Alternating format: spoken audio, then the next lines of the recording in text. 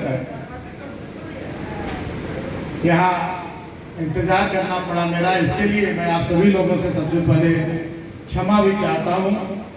और जो यहाँ रंगारंग कार्यक्रम प्रस्तुत करने आई है सांस्कृतिक दल की टीम, उन्होंने भी कहा कि हम लोग 11 बजे से आपका इंतजार कर रहे हैं, 12 बजे से इंतजार कर रहे हैं, तो उनसे भी मैं क्षमा प्रार्थी हूँ कि आप लोग दिन भर आज हमारे प्रजापति समाज के लोगों के बीच अपना कार्यक्रम प्रस्तुत किया है और हमारे चलते इतना लंबा इंतजार किया, इसके लिए हम आपके आभारी हैं। आज ये होली मिलन की परंपरा काफी लंबे समय से चलती आ रही है और होली के विषय में बहुत सारी कथाएं हैं, बहुत सारा इतिहास है। हम होली क्यों मनाते हैं, होलिका दहन के बारे में अभी बताया हमारे अविनाश देव जी ने। हमारे जितने भी पर्व त्योहार होते हैं वो उसका मुख्य मूल मंत्र होता है बुराई पर अच्छाई की जीत।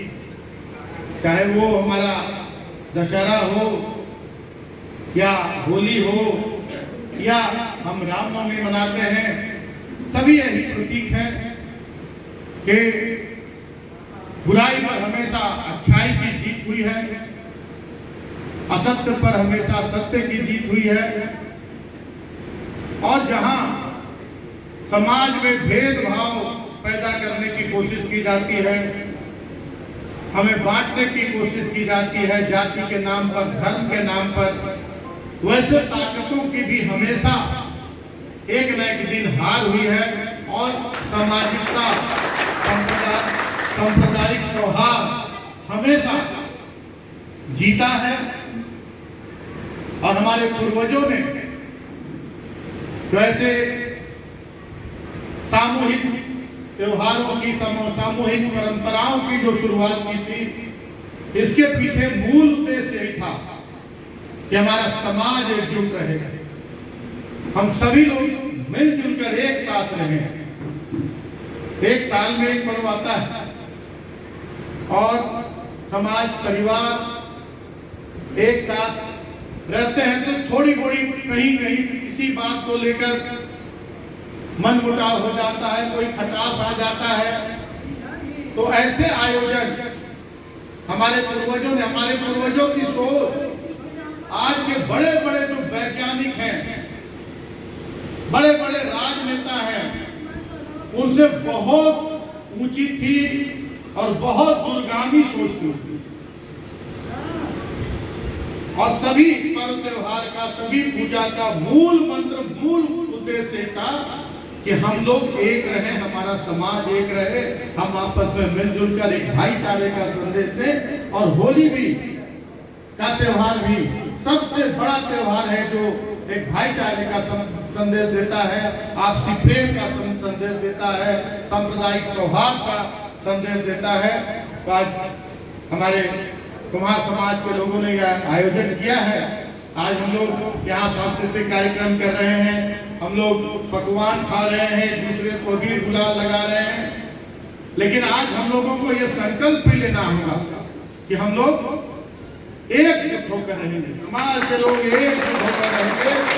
एक परिवार जब संयुक्त परिवार रहता है तो उसको हर तरह से मजबूती मिलती है, कोई उस पर उंगली नहीं उठा सकता है, कोई आंख नहीं दिखा सकता है। उसी तरह से जब समाज एकजुट रहता है तो समाज के सभी लोगों को इसका फायदा मिलता है और समाज आगे की ओर बढ़ता है।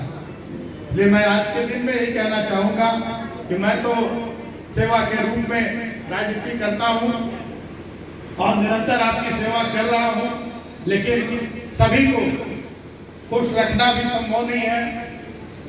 लेकिन मेरी कोशिश है कि जिस उद्देश्य से जनप्रतिनिधि आप लोगों ने मुझे बनाया है, मैं उस उद्देश्य को पूरा कर सकूं, आपकी उम्मीदों पर खरा उतर सकूं और जहां जो कमी मुझ में हो आप आगे बढ़कर आए और मुझे बताने का काम करें।